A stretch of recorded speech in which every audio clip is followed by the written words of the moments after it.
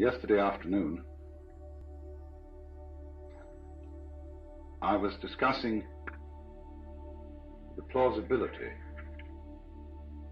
of two essential features of the philosophy of illusion. The question that we have to decide whether to take life seriously or not, that is to say, whether the plot is comic or tragic. And if it's tragic, you see, must we say that it's ultimately tragic? And the question of who are you? And are we to say that I myself, right down at root, am just a little kind of jerk of some kind that really has nothing to do with this cosmos, but just arises in it and is here on sufferance for a short period, and then absolutely nothing follows, you see? Or the alternative to that is what I really am, the same as the whole thing, that is, the works, the it, or whatever you want to call it, Brahman, God, the Tao, the great void, the Buddha nature, I don't care, the self, anything, any name you want. And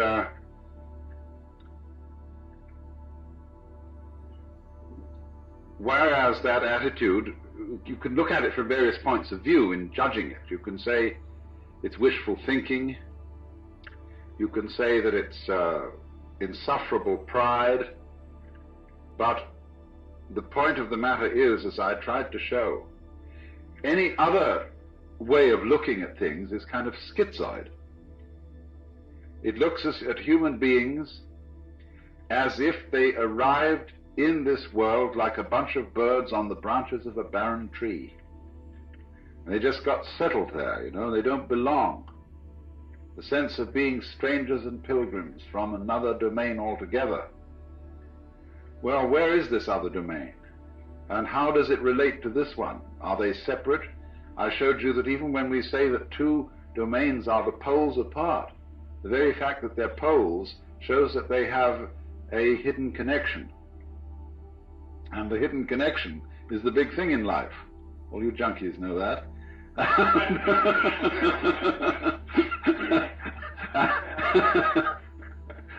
And so, in other words, we get a pattern of organization that is radial rather than an assemblage, as if the universe were really a multiverse.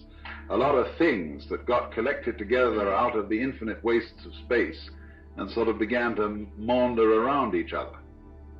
Whereas the other pattern, which is so much more sensible, is central and radial, and I showed you how the crystals and the stars and the octopuses and even the human beings are all radial structures. Of course, we don't see our radial relationship to the totality of the universe because it isn't obvious. It's obvious that a tree is an arm of the earth reaching up and waving at the sky. And a mountain is another kind of radiation from the earth. And so is a leg from a body, and hair, and things like that. But what makes human beings, as the highest of the mammals, so conscious of being independent is that they are topologically an enclosed surface, you see, which wanders around independently of the ground. What we don't notice is that we're not independent of the ground at all, that wandering around is something that is entirely related to there being some ground. In other words, when you run up a hill, the hill also runs you up it. The hill rises and lifts you as you run, you see? And if you understand that, you don't take a hostile attitude to mountains and hills. You're grateful to them for lifting you up so high in the air, because that's presumably why you went up, that the thing was high. It was lifted up. You wanted to be lifted up. It lifted you up. You had to cooperate, of course. I always like the illustration that I've used before, perhaps you haven't heard it, of the thistledown. The thistledown, too, comes moving through the sky. I once was playing with the thing, you know, and just came out of the blue sky, and I caught it like that, pulled it under my nose, and it started to pull to get away, see? Looks as if it were a butterfly or something that pulls away when you catch it by the leg. And I thought, oh no, of course, that's not the thistledown, it's the wind. Well, which was it? You know, in a famous debate that was settled by the sixth patriarch of Zen, there were two monks arguing when a flag was flapping in the wind, whether it was the wind or the flag that was moving. And he said, it's neither, it's the mind. And so in a way the same thing was true about the thistledown. The mind is the moving thing, because which point of view will you take? Which attitude of mind will you take towards this? Is it the wind moving the thistledown? Or is it the thistledown that is moving itself with the wind? After all, when you see a sailing boat, and there's a man in the sailing boat, who is moving the boat? Is it the wind moving the boat? Or is it the man moving the boat because he was smart enough to put up a sail? Much smarter way of getting around than rowing. You don't have to work. It's intelligence, you see, the mind that moves the boat. And so in the same way I thought, you know, this thistledown has some kind of intelligence. It's radial, it's organized, it's beautiful, and it's used that to sail itself with the wind, to enable itself to pull like a little organism playing with the wind. And so in just the same way, each one of us uses the universe to get around, and the universe uses us to play with and to make games and patterns and to do its stuff.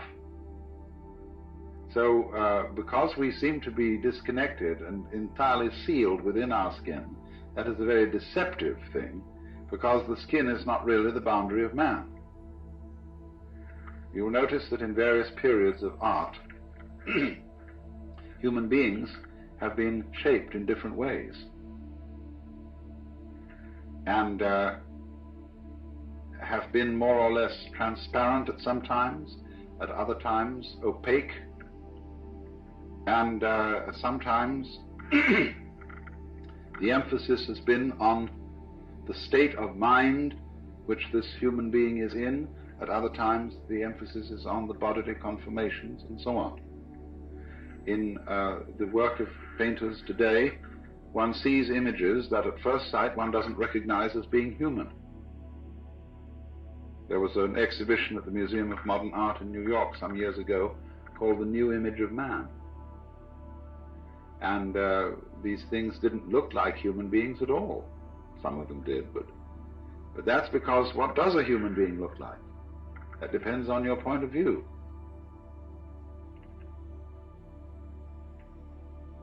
You see, if you are prejudiced that a human being is only what is inside his skin, then you think that when anybody paints the human being beyond those boundaries, that he's lost the image of man. He hasn't necessarily lost it at all. You see, there's an old feeling that the shape of the universe is the shape of man. I don't know if you've ever heard that said. That man is the microcosm, and that the universe as a whole is the macrocosm. Now, as you plumb out into the universe and explore it astronomically, it gets very strange. You begin to see things in the depths that at first sight seem utterly remote. How could they have anything to do with us? They are so far off and so unlikely. And in the same way, when you start probing into the inner workings of the human body, you come across all kinds of funny little monsters and wiggly things that bear no resemblance to what we recognize as the human image. Look at a spermatozoon under a microscope, that little tadpole. And how can that have any connection with a grown human being? It's so unlike, you see. It's foreign feeling. And you get the creeps sometimes, the foreign feeling about yourself, if you feel your own pulse. Or if you're able to look at an X-ray in some way of your inner organs working. See, they're all strangers to us. We don't know about them. And they give us the creeps. as if they were, coming across some weird insects in the dark. That sort of feeling. But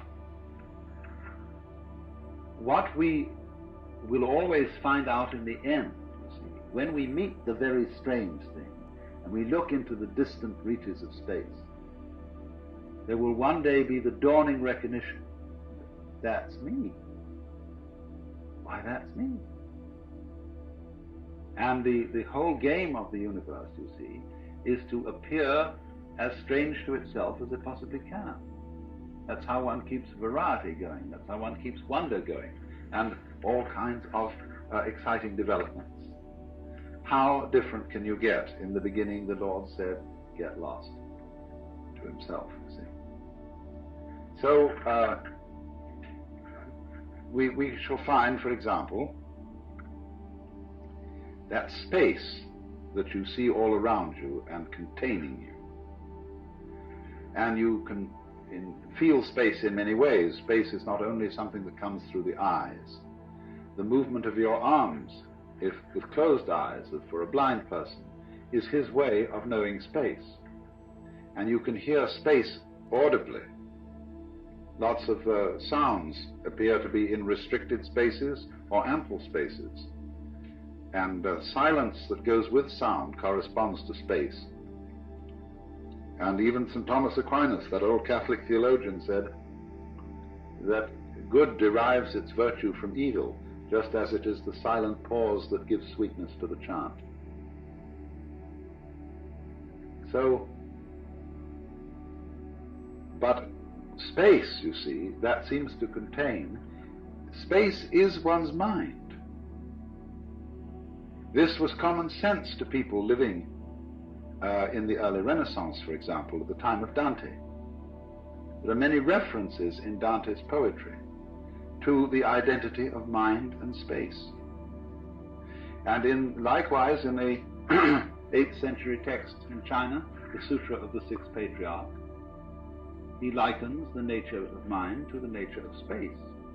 He says, just as space contains all the sun and the moon and the stars and the people and the mountains and the forests, so the nature of mind, the nature of consciousness, the nature of oneself contains all these things. So you see that if you think that way, you have an image of man that is global, that is very different from the image in which man is defined as bounded by his skin. That's a prejudice. We think now, for example, I have my own private thoughts. Well, nobody has private thoughts. Because one thinks in images and words, and these words and images are derived from the whole thought structure of the society in which you live. We think thoughts. The domain of mind is very similar to the grid structure of an electric power supply system. You know, what happens is there's a network of power stations and transformers so arranged that if one of them gives out and fails to supply a certain area, immediately the grid connects them with other sources of power. Well, in rather a similar way, our minds are connected. Let's take one very obvious example of it. What Northrop Frye calls the order of words. The order of words is all existing literature, both rhetoric, what is spoken, of course, and what is written down. Now, it's his theory that as a scholar of literature, the history of literature, he can take any piece of writing of a reasonable length and tell you when it was written. Because everything that is written and said is inescapably related to the whole order of words. And it's amazing what little things you might not notice would give you away. Because he can say, well, obviously he has read this, thinking, say, of a particular novelist or poet. So it must come after the date when that novel was published. But he couldn't possibly use an expression like that, say, for example, that it was a capital day. He would never use that expression living, say, in contemporary 20th century America. That's a Victorianism, or it's an Edwardian way of talking. And so by all sorts of little clues like that, the scholar can pin down a piece of writing to when it was written, you see? That is because every individual piece of writing is a function of all writing that's being done. Well, now that's a very specific and almost crude illustration of something that's going on in a far more complicated way than that. It isn't only all writing, all thinking is being done in relation to the total order of thought.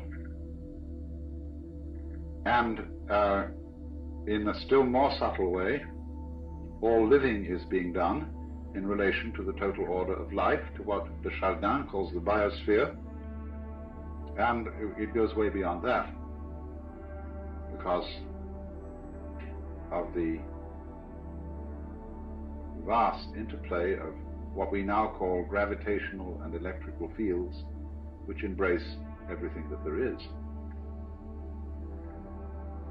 That is why the ancients, when a person was born, cast his horoscope.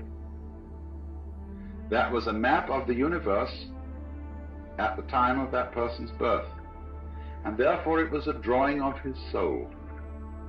Because the soul is not inside the body. The body is inside the soul. The soul, your soul, is the whole universe as it is focused upon your organism. Now, of course, astrology is a very primitive science, and it interpreted the influence of the universe upon the individual in very crude ways, and it works mostly by good guesswork on the part of the astrologer. If you know how to tell fortunes at a fair, you will find out a great deal about how all these predictive psychic sciences work, because the client invariably gives himself away.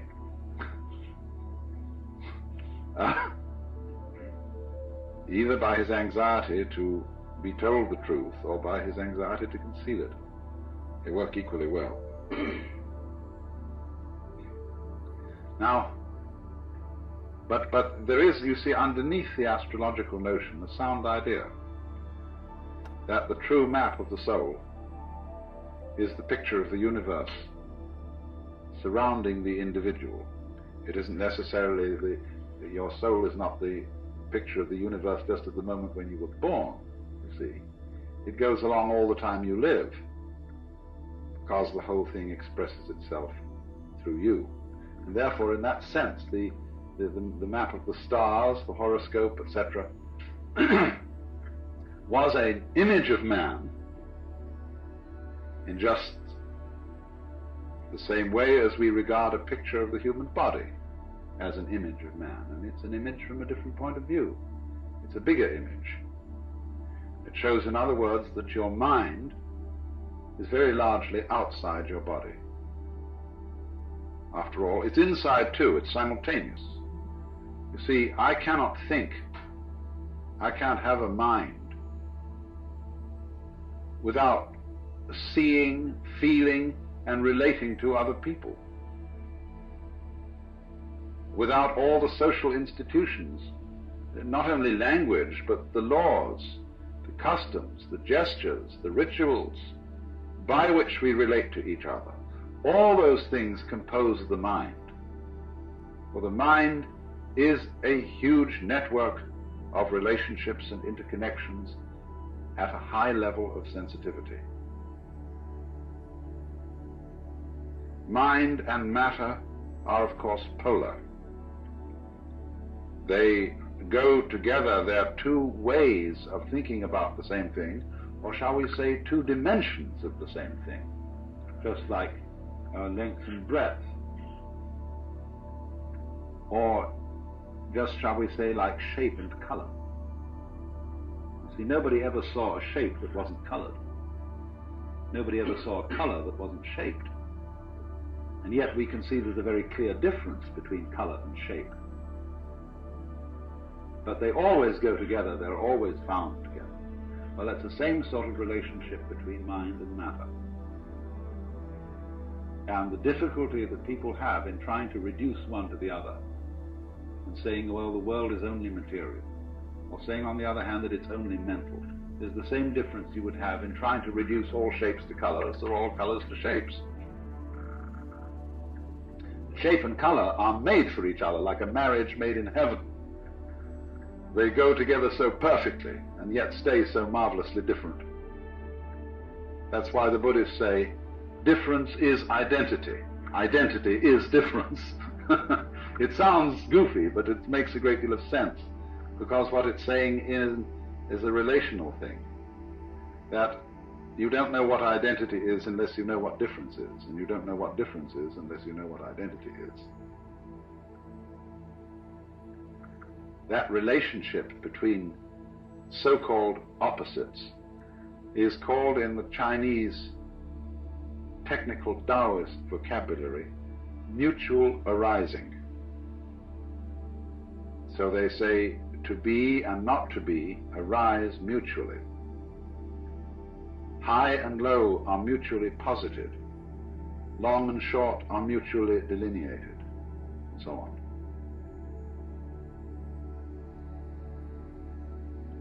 Now,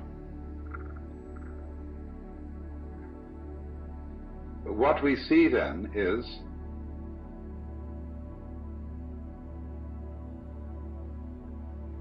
the totality of the cosmos focused at each point, you see, gives rise to the illusion of the independence of the point from the whole. Just as the human being, by virtue of having an enclosed epidermis, and to be able to walk instead of having to be rooted to the ground, presents the illusion of being separate. And so that's why I asked Vada to do these demonstrations last night, because he showed visually the interdependence of the figure and the background, and how the two play together, how you can switch from paying attention to one to paying attention to the other, and in each case it's significant. That is an art that we have lost in our day-to-day perception of life, and it leads, practically speaking, to the serious problem of ecological blindness. That is to say, to the ignorance which most human beings seem to suffer from, especially in our culture, that they are inseparably related to their physical environment. It looks as if we aren't. It looks as if we can go out with bulldozers and insecticides and every kind of a gadget and make over our physical environment as it suits our whims.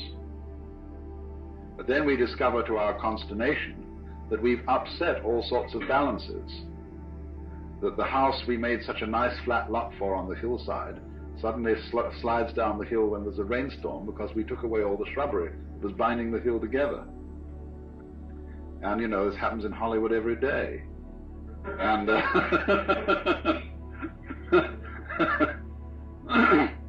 and nobody ever seems to learn. And that's, you see, there's this immense importance of overcoming the illusion of separateness. But people are afraid of that because they think it's communistic. They think that the grand style, the great thing about Western civilization, is its stress on individual personality and its value. And that we have created the ideal of personal integrity. That is to say that the most important thing in the world is the individual. All collectivities, corporations, states, and so on, exist as servants of the individual. And if they get in his way and they interfere with his private enterprise, whatever that may be, it's a bad thing. Man, the individual, is the crown of creation from this point of view. And therefore, when anybody suggests that individual man is not what you thought was an individual, but is in some way united with, grounded in the totality, then if you're this kind of rugged individualist, you mix up your vocabulary and you call the totality the collective. Now, the collective and the totality are two completely different things. The idea of collectivism is based on individualism. It's the idea that the society of mankind and the physical environment beyond it is a collection with nothing of the kind. That's the idea of cosmic flotsam and jetsam that all floated together into a collection. And that's the obverse of individualism. You know, American individualism is the same philosophy as Marxist collectivism, seen from the other side, because they're both based on the same erroneous sensation of individuality. Now, what people don't understand is that a complex and interesting personality is not a matter of being isolated. It's a matter of being deeply connected with and aware of one's relationship to the whole surrounding cosmos. Let's suppose that I'm preparing to make a date with some lady, and she's such an individualist that her thoughts are only occupied with herself. She never thinks about anything that isn't herself. But she's an awful bore. She has nothing to say. She's not interested in any books, in any landscapes, in any works of art, in any literature, in any other people. She's a total bore. But the more, on the other hand, she would be interested in all those things that are supposed to be not herself, the more of a colorful personality she becomes. So the rule is to get away, you see, from these ideas of the individual as finding his individuality and uniqueness through independence, but rather finding his individuality and uniqueness through being related. Because you see, that's what makes it. Look at the word relation from another point of view when we talk about our friends and relations. Supposing I come across some individual who I can't make out what kind of a thing he is. I can't make out where he came from. His accent isn't American, it isn't British. It isn't particularly Middle Western, it certainly doesn't have the overtones of New York or New England. He just talks flat. And as to his style of clothing, it's utterly nondescript. Well, I think this is pretty much of a bore. What I like to see in an individuality, in a physical individual, is ways that I can relate him to his ancestry. And he has this little subtle accent, or this mannerism, or this eccentricity, or whatever it is that connects him with a great background, you see? But it's his connection with his background that makes him so significant. If I can't see that connection, he becomes uninteresting. So, there is no thought in this approach to devalue the individual. What really does devalue the individual is any kind of religious or political philosophy that overstresses his isolation. And this is something that Californians in particular need to take note of. And because many people feel, you see, that the development of technology and of centralized government is a direct threat to the value of personality. Well, in some ways it is. But that is only because technology is being developed by personalities who don't understand what personality is. They're working on the old individualist-collectivist point of view. They're the same. So then, you see, this is then the illusion created that the individual is operating all by himself, that actions and thoughts and deeds proceed solely from inside his skin, so that we can say, there's where it started. You see? Well, that's the game of praising and blaming. The game of who started it, who can we give candy to, who can we bang on the head. In other words, somebody has to be it. As in The Farmer in the Dell, you know, and finally we get to the end, the cheese stands alone, the cheese stands alone. I over there, the cheese stands alone. Well, why? Who started it? The group.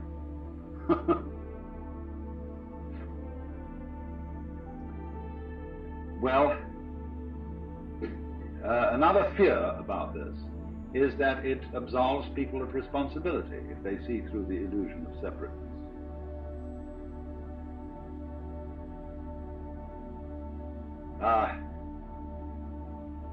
The truth of the matter is, actually, that no philosophy of history has really succeeded in making anybody more or less responsible.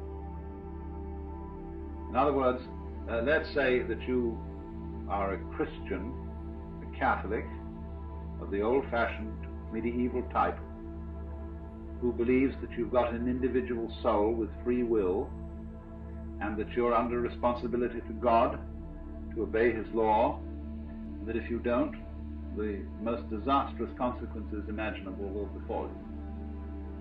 You will fry in hell forever. There's no evidence whatsoever that believing in that made people any more virtuous than they are today. None at all. Indeed, clergy who believed in all this owned whorehouses and all kinds of things.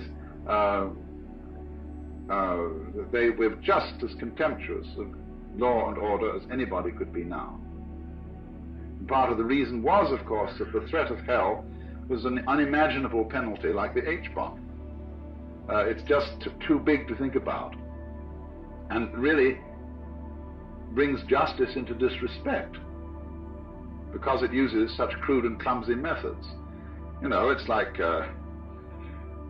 using a steam hammer to drive in tacks.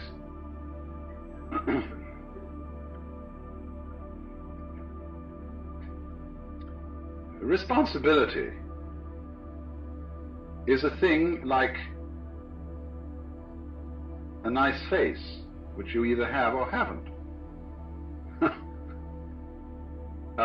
Certain backgrounds, certain interests, certain awarenesses of relationship create responsibility in some human beings. And they live that way not because they are giving themselves sermons and telling themselves all the time that they ought to be responsible. It's because they're intelligent enough to see that being responsible makes things very much easier for everybody all around. That's all there is to it. And of course that's all is a big all, but you won't, what I'm saying is, the people who are frightened that other people will abandon responsibility never did have any way of thinking that would guarantee that people would be responsible. There is no such guarantee. If there were, we should be automata.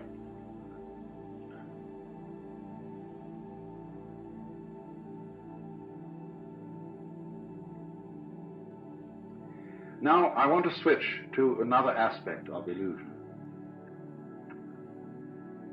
The quickness of the hand deceives the eye. And that is, of course, the great illusion of what we call matter. Density, impenetrability, opacity. I find it hard to talk about the illusion of matter because I'm a materialist. That is to say, I like material. And though I may seem to you to be quite self-contradictory, For example, a wine should have body. Pure alcohol doesn't. And it's terribly important in human character for there to be a blend of materialism and mysticism, between sensuality and spirituality. You see, people who are purely sensuous and materialistic get very boring.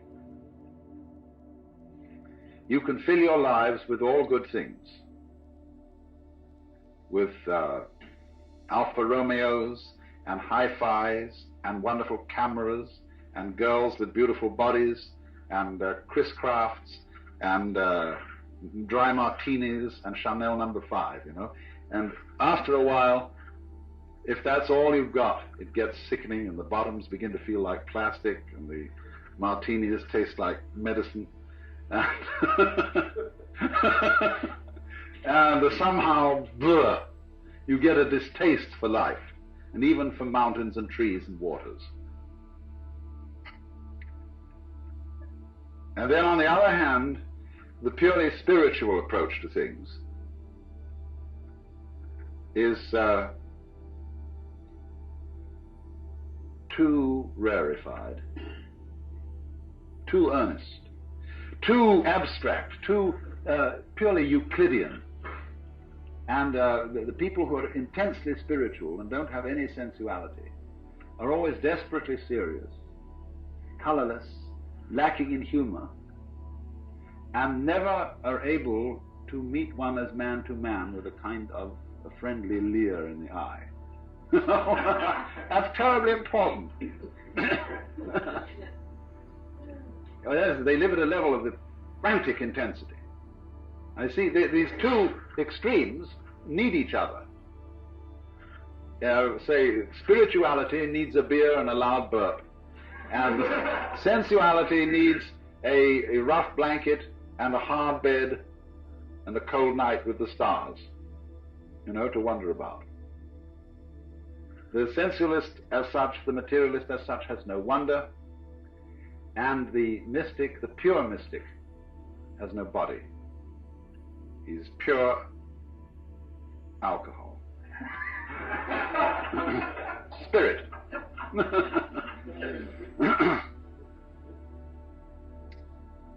So, if then one should say that material is an illusion, this seems to be selling out to the spirit people and to the mystics. And so Christian scientists are, generally speaking, as personalities, totally lacking in materialism. They're prissy and lacking in color, and their churches are very, very disagreeable. They're all reading desks, and they're too bookish, and they have no ritual, no ceremonies, no verve, you see? It's all cerebral. And likewise, when people get the wrong idea about Hinduism or Buddhism, they go into this same ultra-mysticism. They start disbelieving in all material pleasures as crutches. And it's very bad to have crutches, you see. You shouldn't take aspirin when you've got a headache. You shouldn't wear glasses. You shouldn't show dependence on anything. You mustn't like your food too much, because that's becoming gluttonous. So you eat very plain food, which is not spiced, and you eat it out of a sense of duty. That is to keep the body functioning. You drink only water, because other drinks might cause certain dependencies and give you too much pleasure. And because the idea is, you see, you've got to control your mind and keep it absolutely calm and still, so that you are not dependent on matter. And that's altogether the wrong approach, because, it is a game you can play. It is one of these possible things. I mean, you can play the Jehovah's Witness game. You can play the three-seed in the Spirit Baptist game. All these are various things which you can play, just as you can take up a hobby for bridge or fishing or something like that. But what happens is, you see, that the notion that the material world is an illusion is turned into a judgment of value. If it's an illusion, therefore it's bad. I ought not to be under this illusion.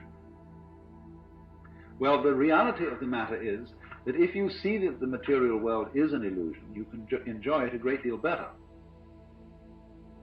than if you think it isn't. A true materialist, therefore, is one who knows that material is an illusion. Then he's not afraid of it.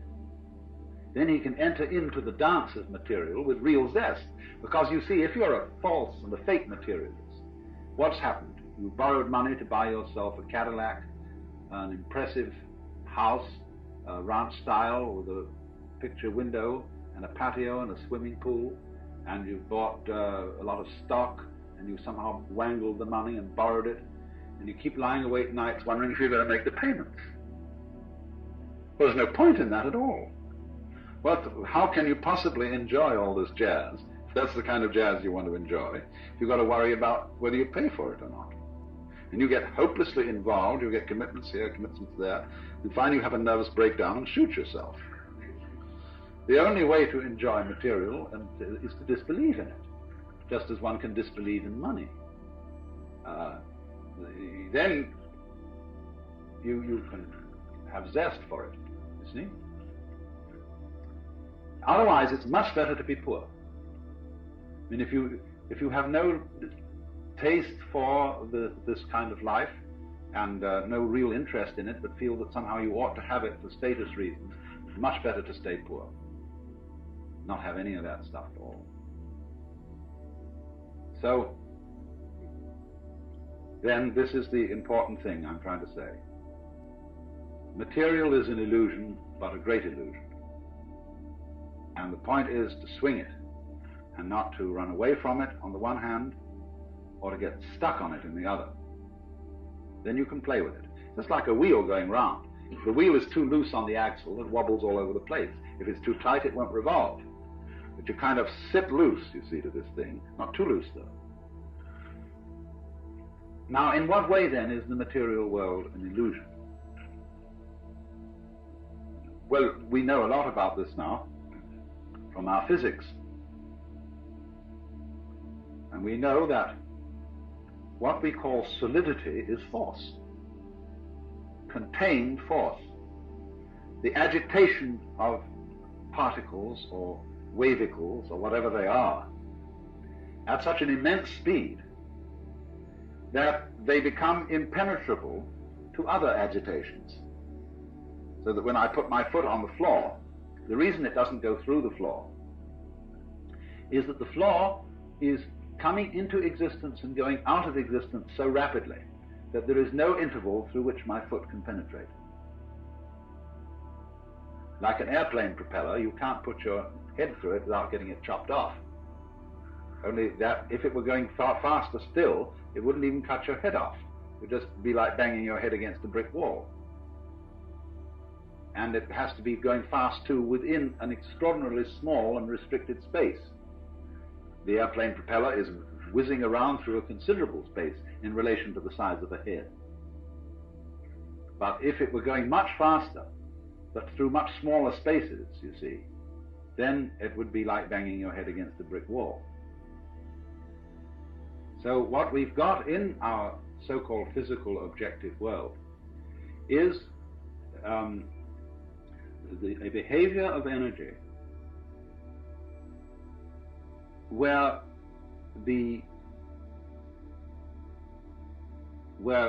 matter arises from it through its behavior in restricted spaces.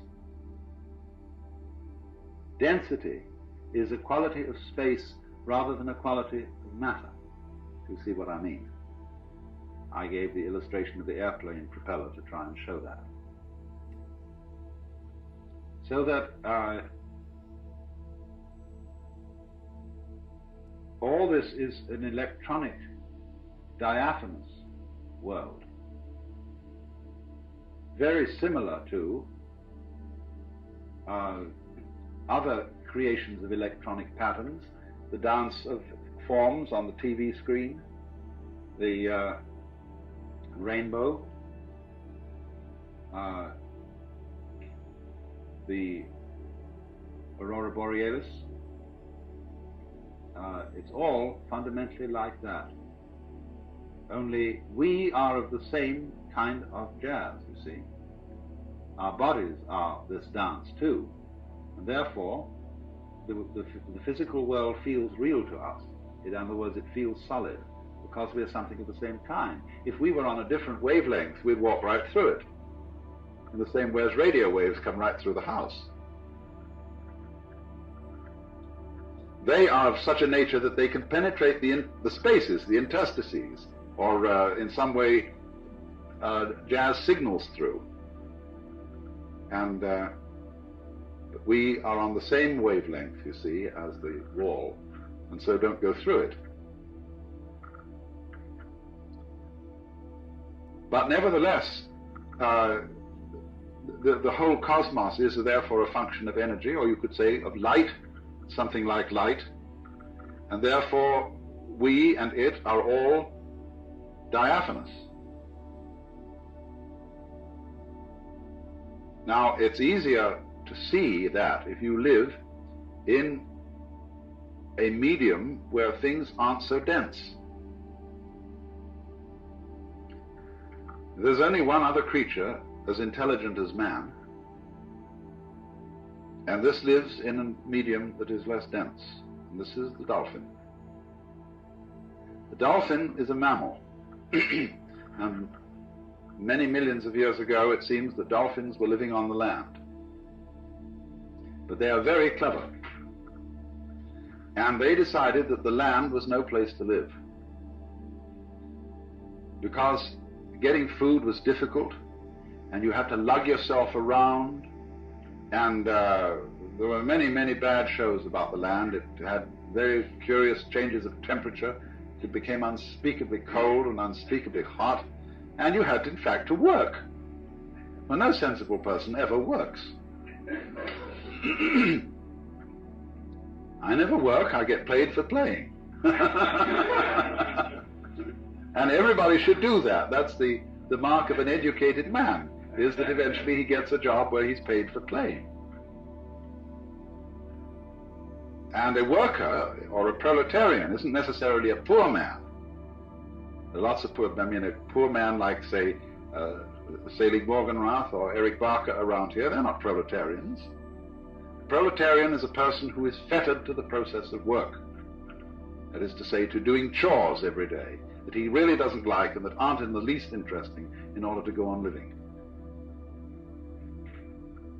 So the dolphins decided this is ridiculous, this land existence, and they went back to the water. And it's pretty easy to fish, you see. There are plenty of fish in the water and things to eat, because we know the ocean is the greatest food supply in the world. And when they'd eaten a few fish or whatever they need, they decided just to have a ball. So the dolphin can get abreast of a ship, get one of the wakes coming out on the side, can set its tail at an angle of 26 degrees, and be pushed along by the ship. And it's not going anywhere. There's no reason to go along there. As if it had to get to another part of the sea is pretty much the same all through. But they're just going boom, and they chatter and dance, and they're really highly civilized beings. And so please don't anybody ever kill dolphins or be unkind to dolphins, because they're exemplary, high-minded creatures. And we shall soon discover this. As soon as we can set up communication with them, they will tell us all about it, and we will then invent a new style of civilization based on frolic.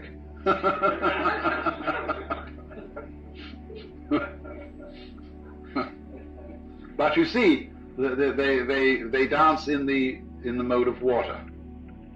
Now, human beings, as Toynbee has pointed out, as their civilization progresses, they begin to lose their roots, and they are less and less tied to the land. They go into the air. And what's going to happen as if man develops without blowing himself to bits, if he can get over the hurdle, you see, that dangerous point, is that gradually all roads are going to disappear. And the earth will have centers of human habitation, you see, but no roads. They'll be as obsolete as railroad tracks, because everybody will fly. And once the medium of air is much more fluid than the medium of water, and as we fly, you see, on the land, your values are all values of permanence, solidity, firmness. They're architectonic in the sense of our great stone structures, pyramids and things like that. But in the air and on the water, all values are fluid. And what you have to know to be a good airman is, of course, stars.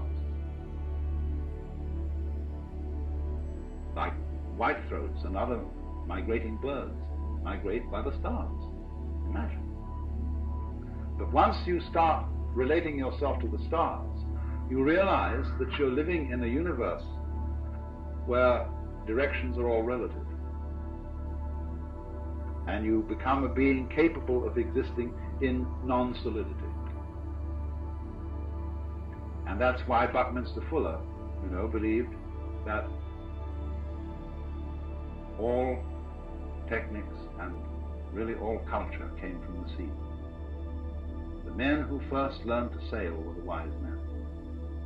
He has a fantastic idea that there were initiates, great priests who were ship's captains, and that though some of their humble seamen didn't know all the secrets, these priests were the first people who knew that the world was round, and that gives one an entirely different theology, you see, than if you believe that the world is flat.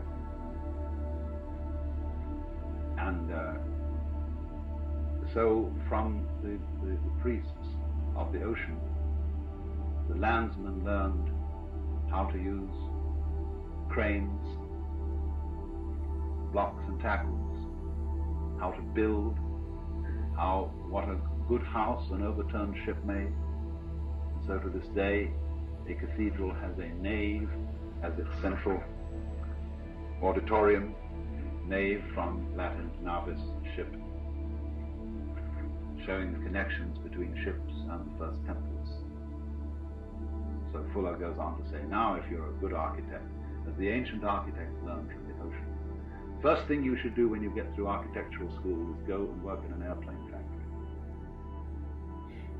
and understand the beautiful thing that man has made in a fine, fine airplane, you see, which is as great as a bird in its own way, because that's the architecture of insecurity.